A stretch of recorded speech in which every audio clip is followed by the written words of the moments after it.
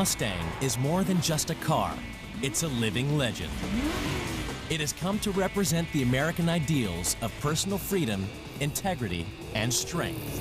It's just an American icon. It's kind of like baseball. It's kind of like apple pie. Fasten your seatbelts for the ride of a lifetime with 300 Mustang fanatics as they race across America to Nashville, and watch some of the world's fastest Mustangs as they hurtle around the famous superspeedway track.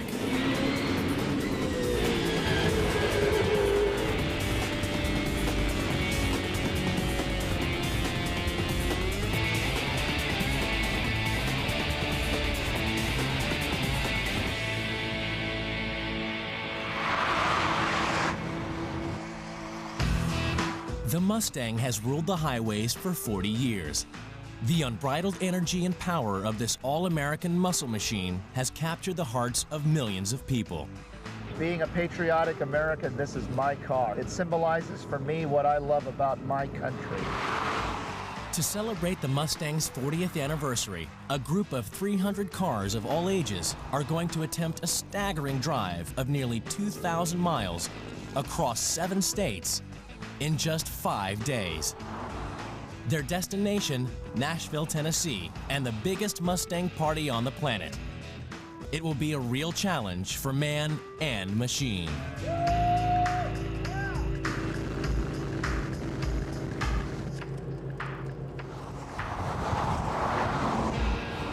The rally has attracted people from as far away as New Zealand, all keen to be a part of this extraordinary piece of Mustang history.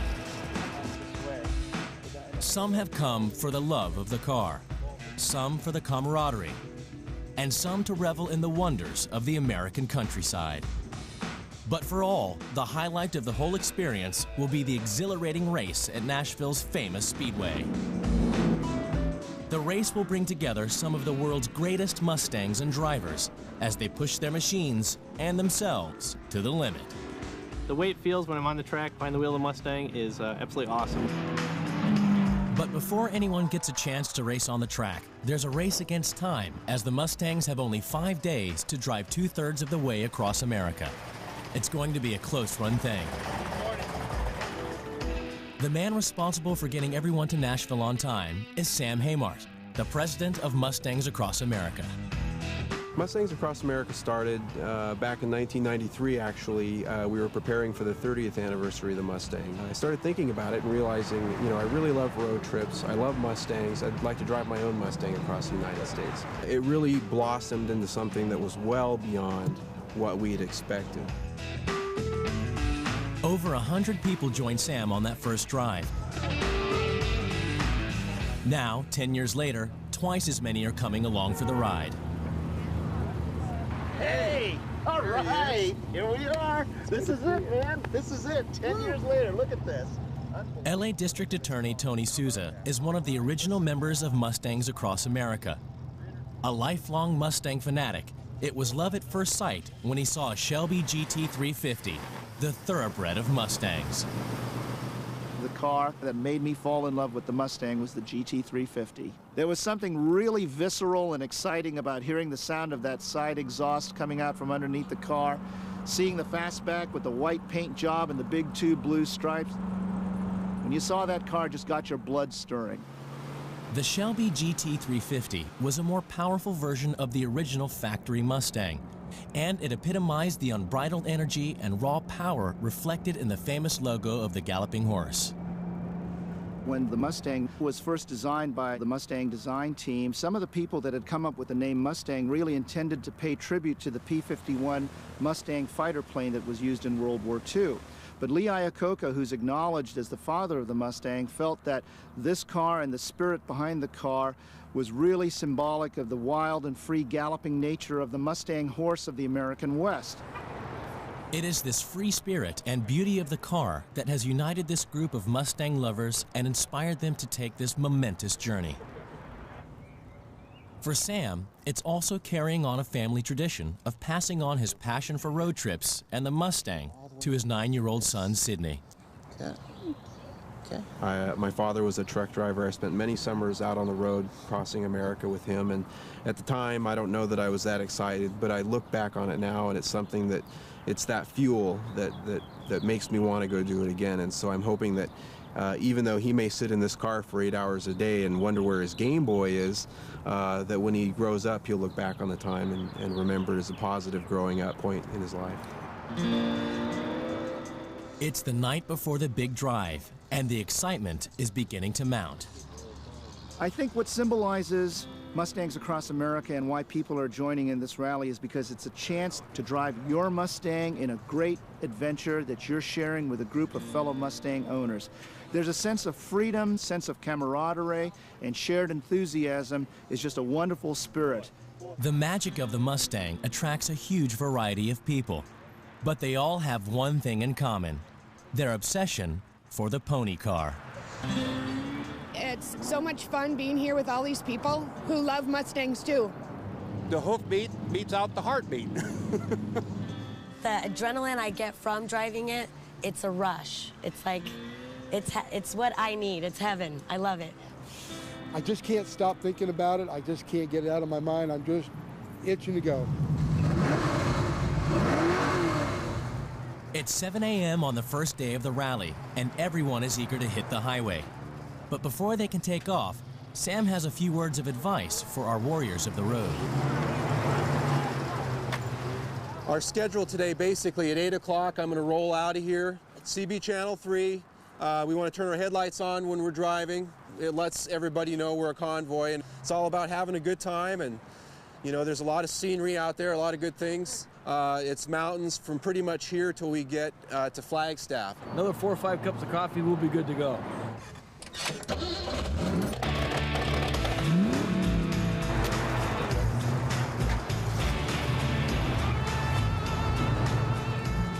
The waiting over, the pack of Mustangs finally hit the road.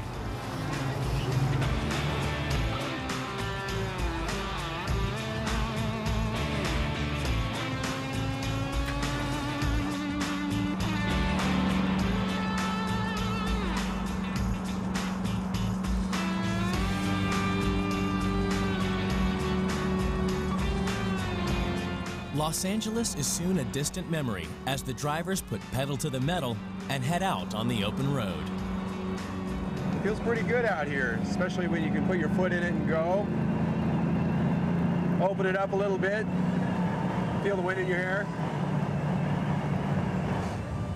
Just something about it gets your nerves firing. You know, this car has got a supercharger on it, and so one of the things that that really does for the sound, it gives the engine a very highly machined, high-pitched whine to it. Sound of the air rushing through the engine, it's something you don't hear very often, and that whine that you get out of the engine when you're flooring it.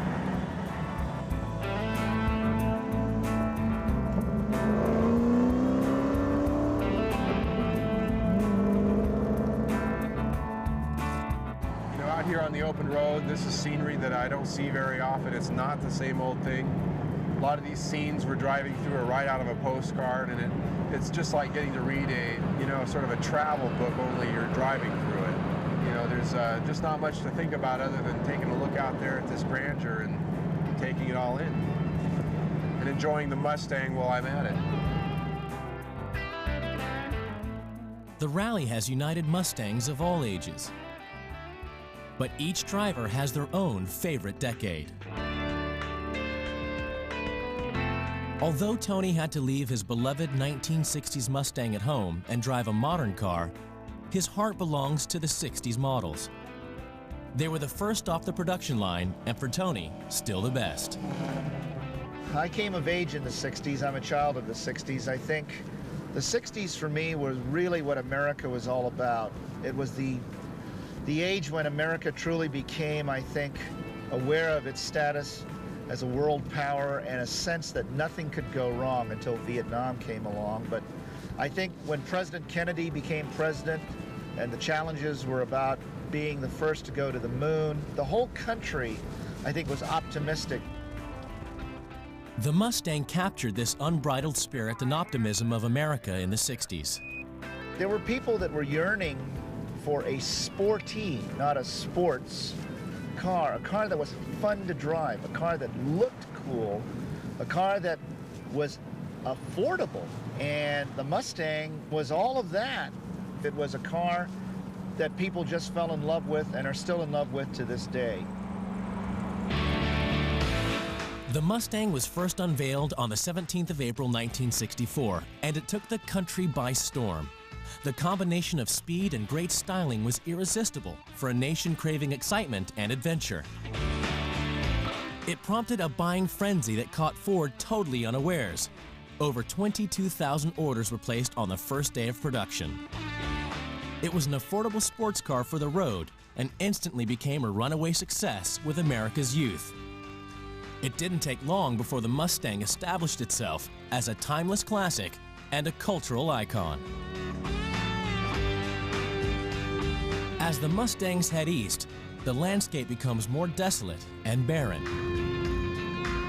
The pack thunders across the Great Basin, through the Mojave Desert, and into Arizona.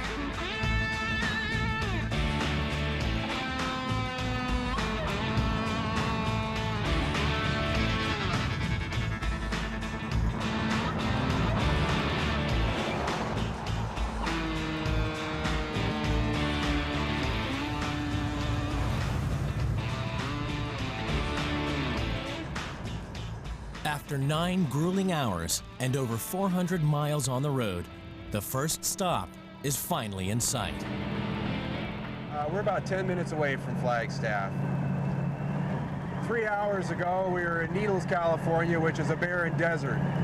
Now, we're up in the mountains and there's snow on those mountains over there, and there's big tall pine trees in front of us. And that's just in a 3-hour drive.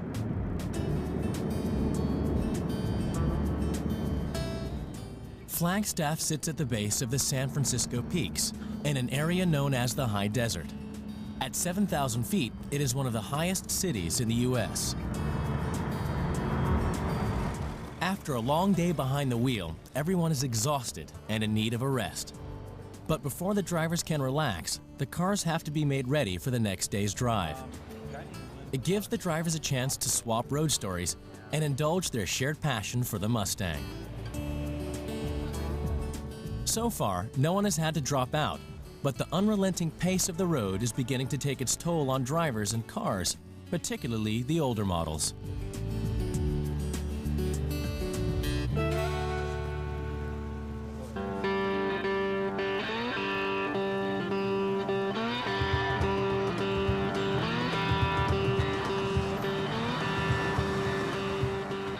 It's day 2 on the Mustangs Across America rally to Nashville, Tennessee. Over 100 Mustangs are speeding across the heartland of the country on Interstate 40. Yesterday, they drove from LA to Flagstaff, and today they have another 442 miles on the road to get to Santa Rosa, New Mexico. This is the longest and toughest day of the whole adventure. And for one Mustang, the day has started very badly. Linda Butson is from Salinas, California. She's one of the few women in the group driving the whole distance. Keeping her company is her friend Mark Ostiak. They are doing the trip in Linda's much-loved 1966 Fastback.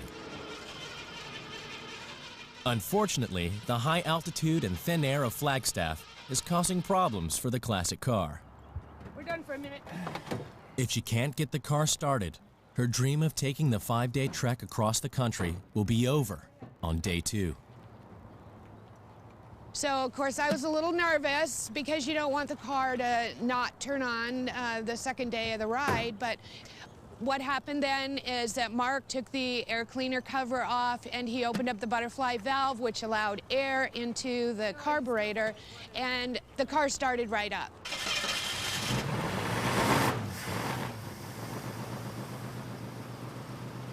A relieved Linda sets off to catch up with the rest of the pack.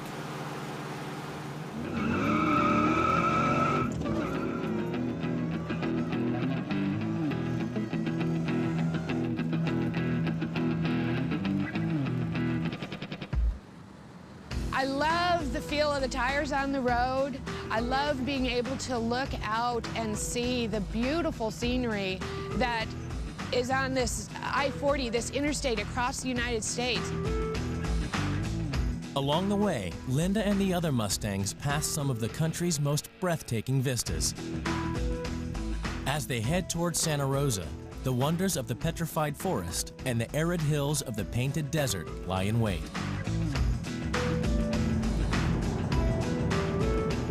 Driving across America in her Mustang is a dream come true for Linda. Her passion for the pony car started when she was still a teenager. I'm not sure if my love of Mustangs started because of the car or because of the guy who was driving the car. But it was back in high school when I first fell in love with Mustangs. My very first Mustang I got in 1983. I was in the Air Force stationed in Las Vegas, Nevada, and I bought a white 1966 Fastback, just like this one, but it had power steering, and that was the first one that I got. No one ever forgets their first Mustang, but sadly, Linda had to part with hers when she separated from her husband. Yeah, I lost it in the divorce. But that's been 20 years ago, and this car has so much more special meaning to me now anyway. Let's see what they have over here. For Linda, her car is much more than just a mode of transport. It has a character all of its own. My car has a very big personality. It's a he. He doesn't have a name, but it's definitely a he.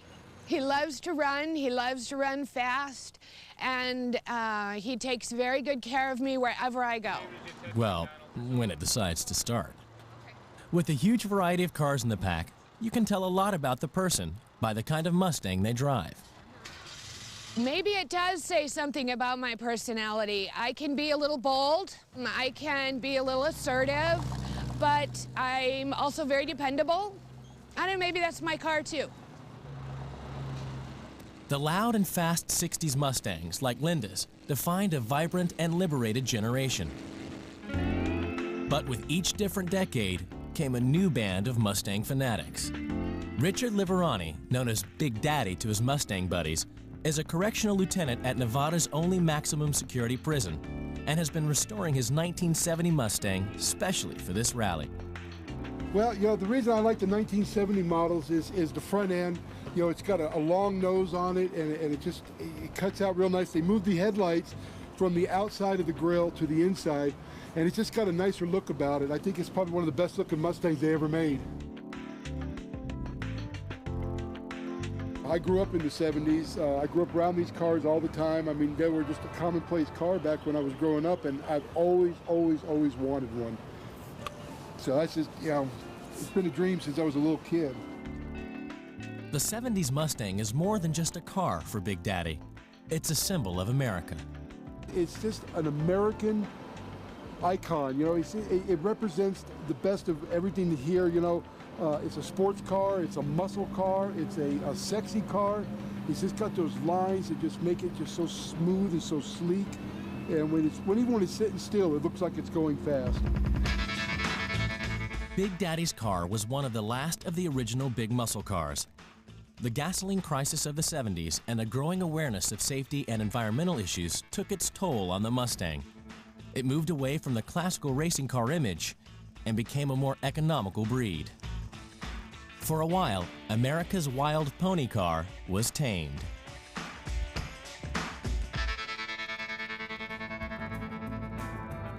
But for Big Daddy and the rest of the pack, its rebel spirit lives on and drives them onwards across Arizona and into the sleepy town of Santa Rosa, New Mexico. After her car refused to start this morning, it's a relief for Linda to have made it at all. We did 442 miles today, and I'm feeling like I drove 442 miles in an old car. It was just a beautiful, beautiful day, but I'm very, very happy that we're here in Santa Rosa. But the heat is now on. There are still 3 days driving and over 1,000 miles to go before the Mustangs get to Nashville.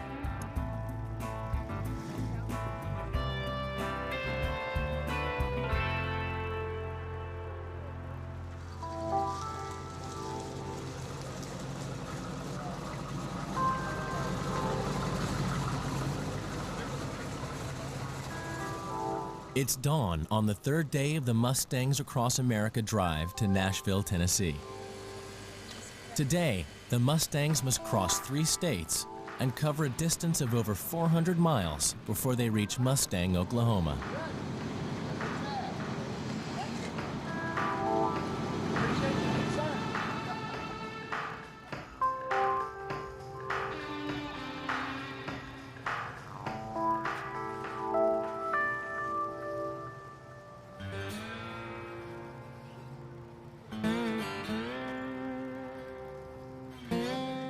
Sam Bailey and Chester Spink are preparing themselves for a long day behind the wheel. Sam has driven his 1966 convertible and trailer almost 2,000 miles from Vancouver Island to join the convoy of Mustangs.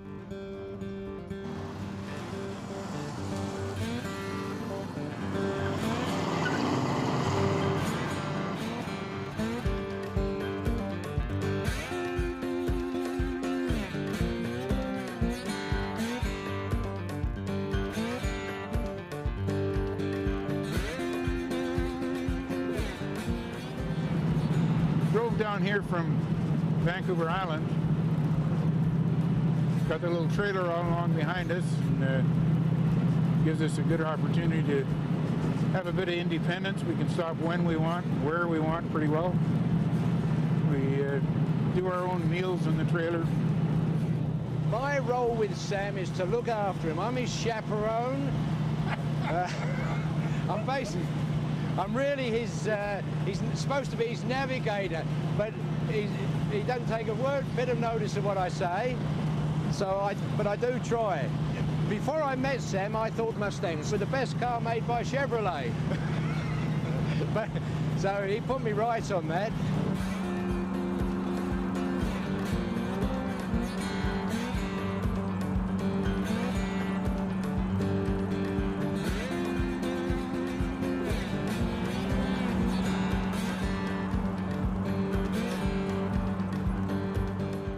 Sam and Chester have left their wives at home in Vancouver and have to fend for themselves on the road. Luckily, they make a good team. I lived pretty well all my life on Vancouver Island, but I love traveling and seeing other parts of North America, other parts of the world for that matter. I had a career as an automotive mechanic, and 17 years ago, that's where I met Chester actually. I went to Indonesia, ended up going to Borneo to teach mechanics there. On the way over there, I started to give him a few tips. He wanted to learn the language quick. So all the way over to Hong Kong, he's sitting there saying, "Good evening, how are you?" in Indonesian, which was the way I was teaching him, but siapa kuntut. So when we get to Indonesia, he says, "Good evening, how are you?" to an Indonesian, and they went, "Oh!" It meant who farted. so we got off on the right track from then on. The convoy of Mustangs from 30 different states are traveling east on Interstate 40, which traces the footsteps of the old Route 66. I love Route 66. I'm a member of the Canadian Route 66 Association.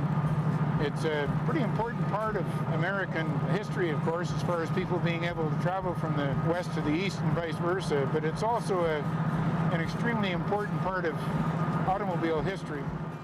Known as the Mother Road or the Main Street of America, Route 66 was the major artery across the country, linking Chicago to Los Angeles. For many, it was the road to opportunity. I think a history of America from the time the 13 colonies started was expansion and westward movement. And I think that pioneering spirit of adventure is what has become a part of the national psyche. And that's a heritage and part of Route 66. It's the highway that people use to move out west. A lot of the people in the Depression from Oklahoma and states around it used Route 66 to try and come out to California and the far west. So it's a pretty famous highway. John Steinbeck wrote about it. Route 66 supported many small towns, bringing money and people to help their economy. By the 1970s, the majority of the route had been superseded by 4-lane highways. The road is now slowly disappearing, but the Mustang drivers can still see the remnants of what was once America's most significant highway. But for the towns that had once depended on it, the demise of Route 66 was catastrophic.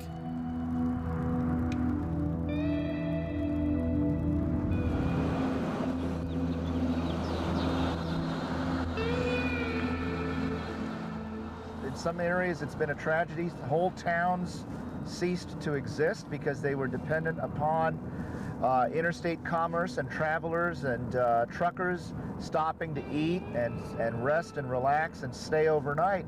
And when the interstate system came in and bypassed them, the towns just pretty much died up.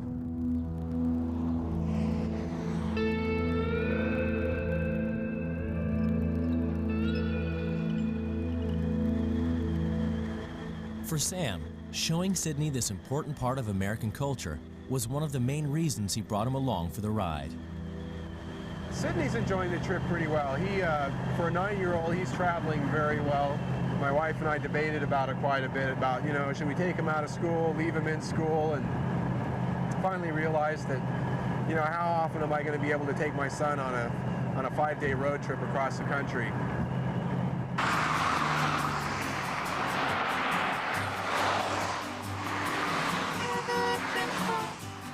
Sydney is the youngest Mustang addict on the rally, but the Mustang spirit is about being young at heart. Bringing up the rear of the convoy are Walter and Lorraine Welsh in a 1965 hardtop. At 81 and 80, they are the oldest people on the trip. Walter bought his Mustang in 1968, and it has been the family car ever since. In 1968, first of all, I saw one like this in a Ford dealership. I borrowed it and brought it home to show the wife, and she wouldn't have anything to do with it. So, took it back, went down a couple days later, it was gone. So then I started looking in the paper. I found this baby in the paper from a private party, and finally she agreed to buy it, and we bought it for $1,700, I think. It's Walter's pet. It's his car only. I used to drive it years ago, but not now. It doesn't have power steering. Well, it was our family car. We had 4 kids when we bought it. We used to go on vacations and take the 4 children in the Mustang. Had to put a box on top.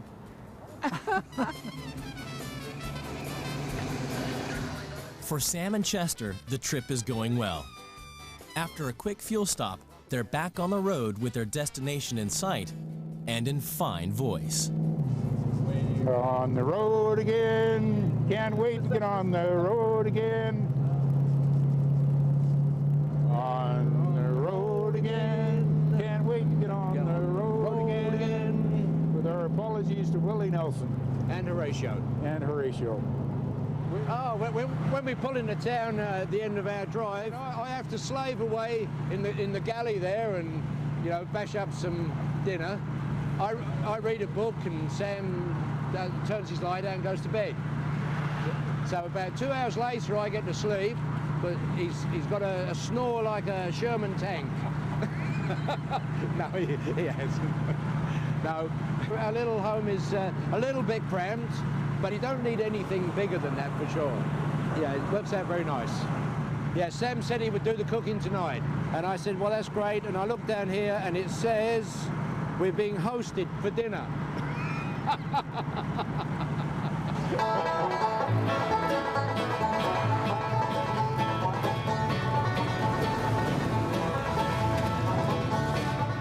The convoy finally arrives at its rest stop for the night, the aptly named Mustang, Oklahoma, where the residents throw a party to welcome Ford's famous filly.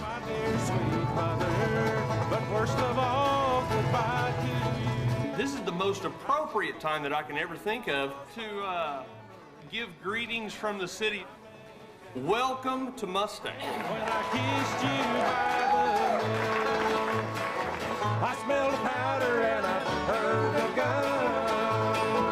I've seen the elephant, seen the flood. I've never laid eyes on our baby son.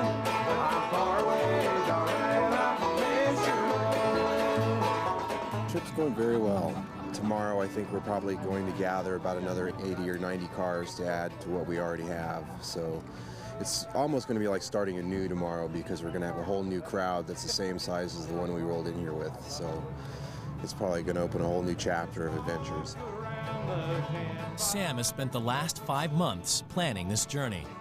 To finally see his vision realized is an overwhelming feeling. It's pretty exciting right now. I'm just, I don't want to say wiped out, but I'm feeling it. I'm feeling the burn, but I'm feeling the excitement at the same time. Wow, I can't believe I see all these Mustangs, and I'm waiting to see a very cool Mustang, and then once I find the coolest one, I'll tell the person who drives it, and then they'd probably feel well too. Camping in Mustang, inner Mustang. I mean, who could ask for anything more? That'd be a good name for a song. I was told never to speak with my mouth full. Hey, keep your mouth full.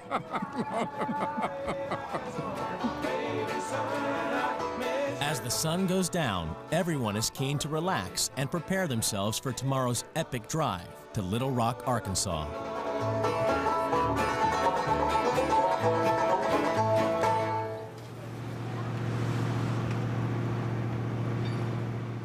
Day 4 on the Mustangs Across America trip to Nashville has brought trouble for the trip's oldest driver, Walter Welsh. The pack are about to leave on the 350-mile drive to Little Rock, Arkansas. But last night, Walter had an accident that could bring his trip to an abrupt end. Well, we got lost last night coming from the big party over there. The wife said, turn in the gas station, or turn here. I didn't know what to do. In the dark, desperate to find his way back to the rest of the group, Walter ran the car over a curb, bursting his tires and doing serious damage to the rims. Didn't see it with the 2 wheels. It went pop, pop, pop both tires. Fortunately for Walter, his fellow Mustangers came to his rescue. Just so remember, I don't have a spare now, guys. Somebody picked me up on the road. We got spares. Larry Jewell and Rick Briggs have used their own spare tires to replace Walter's flat ones and get him back on the road. Well, I hope I'll be back on the road today.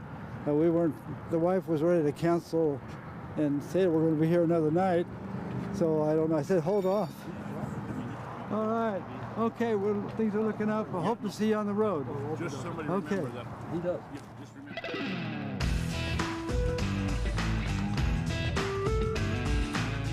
The key to the Mustang survival is that it appeals to all generations. U.S. Marine Sergeant Justin Furore is currently posted in South Korea, but he has taken 30 days leave to come on the Mustangs Across America rally with some high school friends.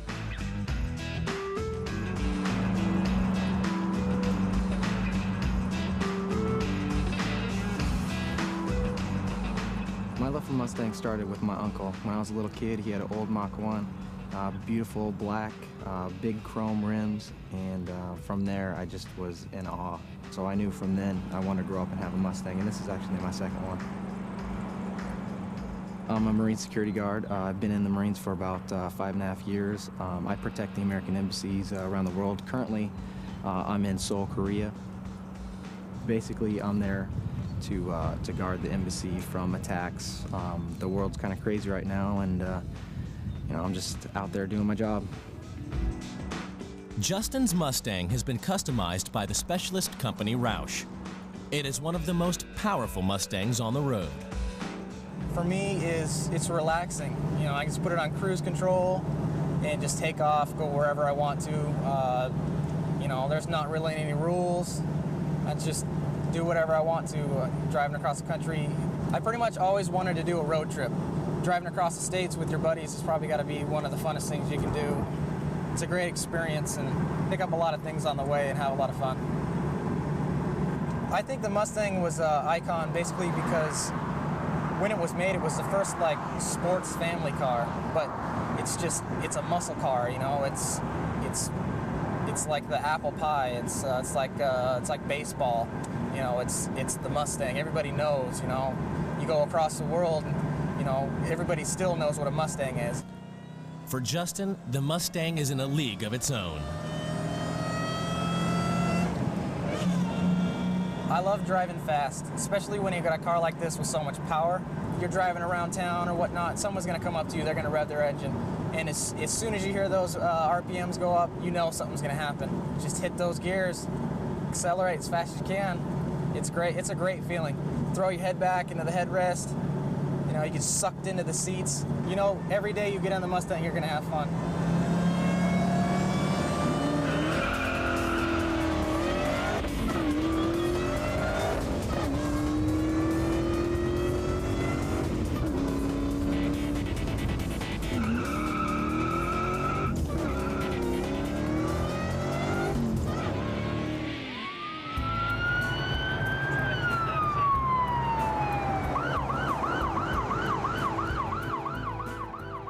There was a time when few cars could keep up with the rebel of the road. The only car that could catch a Mustang was a Mustang. Tony Sharp works for the Texas Highway Patrol and has a passion for restoring the old State Trooper Mustangs from the 1980s. The public always loved these cars. They never got to see one up close and personal. The only time they ever saw one is when it was sitting on the side of the road running radar, or whenever they're getting pulled over and see it in the rearview mirror.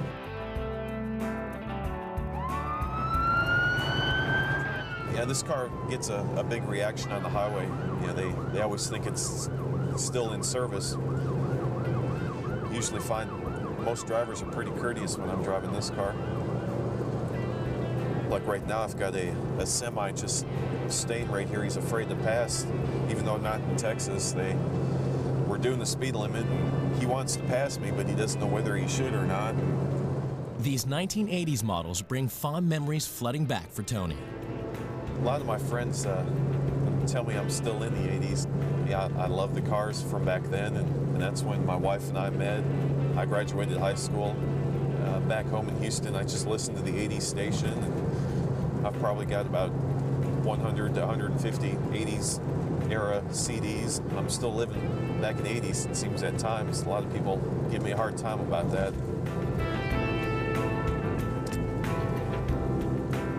This is an 88 model. These Fox bodies really do sum up the spirit of the 80s. The 1980s ushered forward a new Mustang to rekindle the excitement of the 60s cars. With Vietnam and the fuel crisis of the 70s behind them, the 80s brought a renewed spirit of power and strength. The Fox body catered for a generation who wanted more bang for the buck. These third-generation Mustangs recaptured the car's legendary spirit and became bigger and faster. Every Mustang triggers its own special memories for the person behind the wheel. For Linda Butson, her 66 Fastback is a strong reminder of a lost love. His name was Rich Talent. We used to date, and I called him Mr. Cricket. And then we kind of morphed that into Jiminy, and he passed away in 2002. And so the plates on my car, which are Jiminy, are a tribute to him. And they're on the commemorative plates for 911, and it says, "We will never forget." And I will never forget Rich, ever.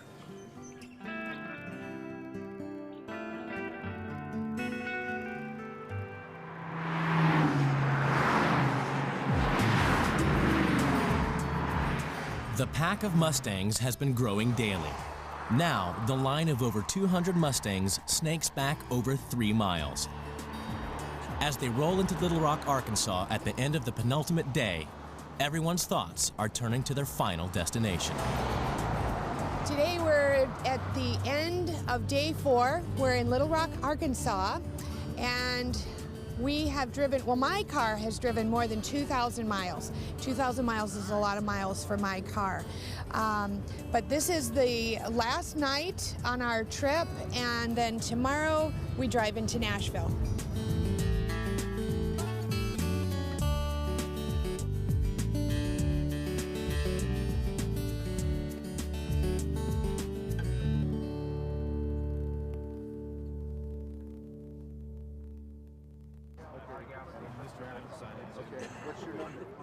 It's the final day of this momentous journey across the country.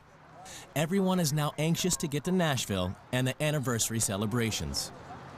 Strong friendships and bonds have been made over the last few days on the road. People of all ages have been united by their passion for the Mustang.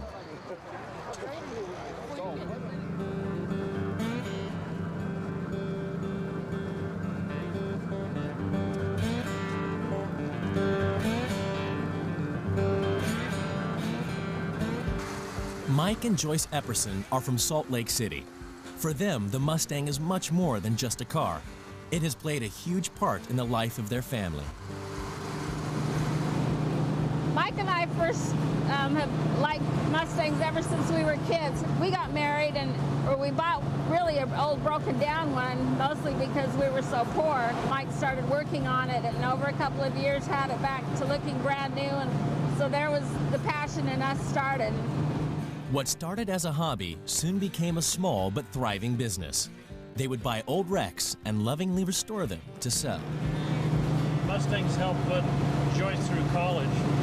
It helped her get her nursing degree, and so by buying and selling and trading a number of the Mustangs that we had at the time, there were a lot of cars that we wish we could have held on to, but at the time our priorities were to help Joyce get her education, get her through school. Since then we've been collecting Mustangs, and now between Mike and I we have 12. And our children have 6 more, so we house and feed and maintain 18. Yeah, the trips always bring us together. We enjoy spending time. We get to let go of all the problems of home and work and just enjoy each other more. Mike and Joyce are traveling with their 23-year-old son, Mike Jr. He's driving a '66 hardtop, which he faithfully restored at the age of 14 with the help of his father. When Michael was in junior high, Joyce and I were a bit concerned about where he was going, what he was going to do, and what type of kid he was going to turn out to be. My wife and I decided it'd be nice to get Michael involved with Mustangs, and so we picked out a 1966 Mustang that was basically a shell, and we told him that it would be his car. All of a sudden he starts getting excited and focusing. I was only 14 at the time, and I needed a little bit more of a focus in my life because, you know, things were kind of going astray, and so a good project undertaking was the perfect way. And I started on this and kind of built it as I wanted it, as I saw fit. And he would work, save his money, and apply it towards the car. During that time, his grades started coming up. By the time that he and I put the finishing touches on the car, which was his senior year, he took it to his senior prom, he graduated with honors. So that car's worth $1 million to us.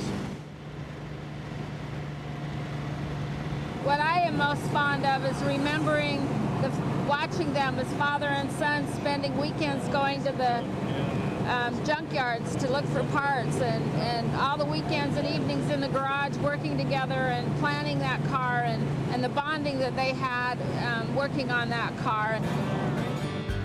The long days on the road have given Mike and Joyce a chance to spend time as a family. But finally, the end is in sight. Just a few more miles, and they will be rolling into Nashville.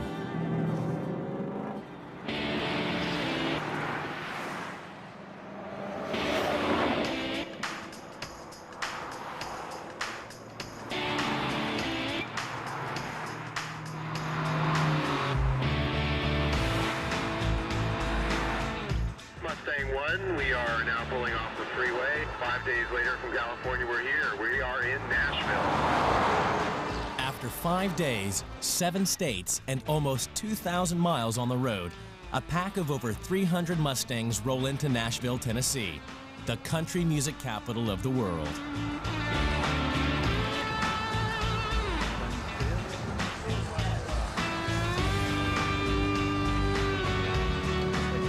We just arrived in Nashville. We made it 2,442 miles. We finally made it. I feel very, very, very, very, very happy that we're here. It's fabulous. The sun is shining and the grass is green here. It's a beautiful city, and it's been a wonderful trip. For this weekend only, the city is to play host to the biggest Mustang extravaganza in the world.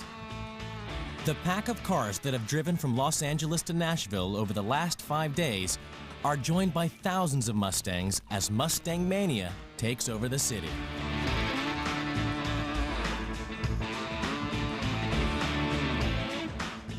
People from all over the world have brought their prized possessions to see and be seen in the city that has been transformed into Mustangville.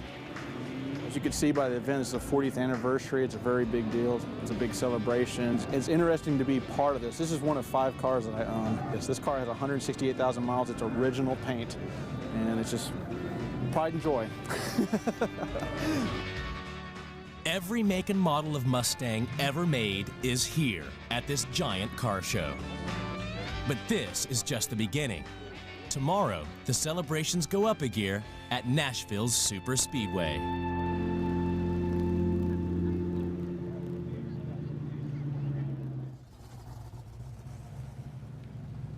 The next morning, the pack of Mustangs congregate for one last drive.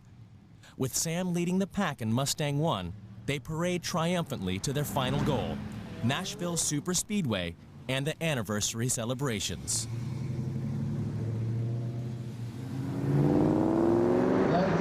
120,000 people and over 3,500 cars have come together to celebrate 40 glorious years of the Ford Mustang. I think this is Woodstock for the Mustangs. Where I am right now, you see cars as far as the eye can see, and this is only a small fraction of this show. There's race cars out there on the racetrack, and we've got bands going to play here shortly. It's just a big, huge, huge party.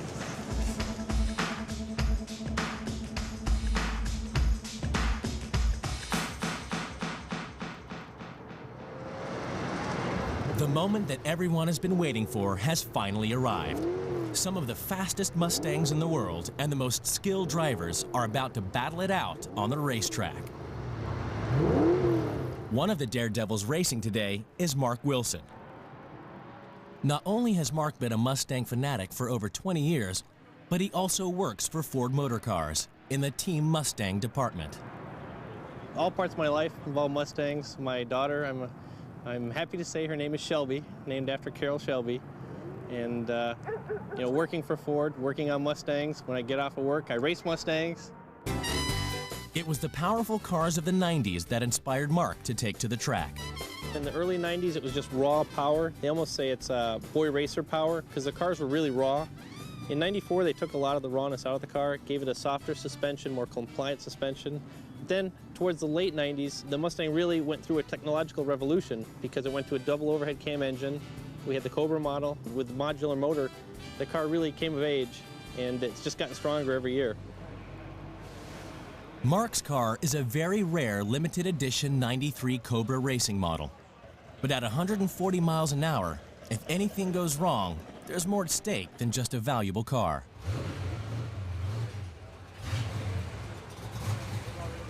People say I'm crazy for racing it, but I personally believe the cars are built to be raced.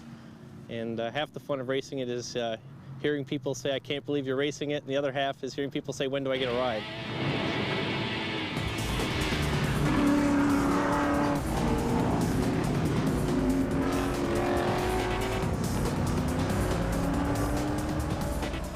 Within seconds of the start, Mark is in trouble. There is a problem with his brakes. One wrong move on the bends could send him careering off the track.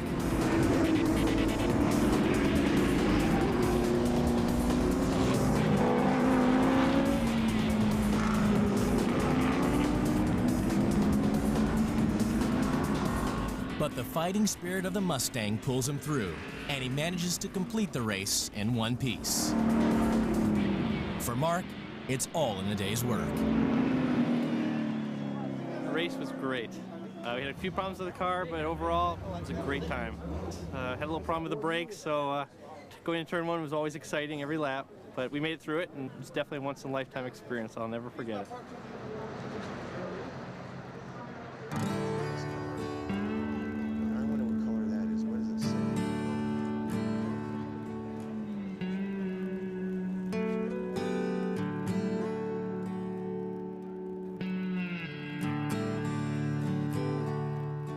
With the celebrations drawing to a close, it is time for people to say goodbye and think about the journey home. Glad you made it. If it hadn't been for Larry Jewell, Walter would still be stranded in Oklahoma after his accident and would never have made it to Nashville. We've got some new bonds, and like Larry. I'll never forget Larry.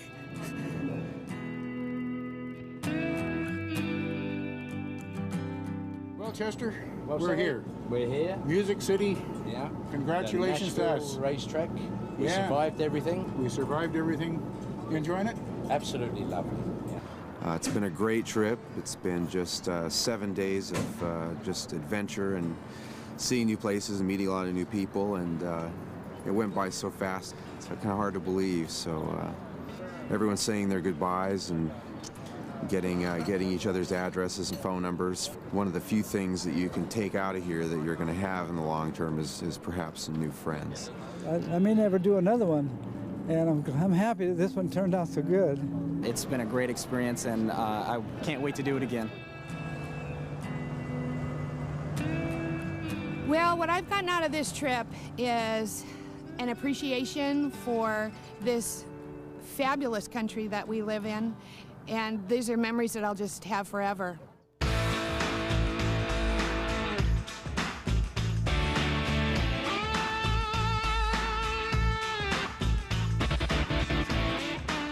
The Mustang continues to represent freedom of spirit and strength, and has inspired thousands of people over the last 40 years. As it gallops into its 5th decade, there is no doubt that it will continue to rule the roads for years to come as one of America's greatest legends.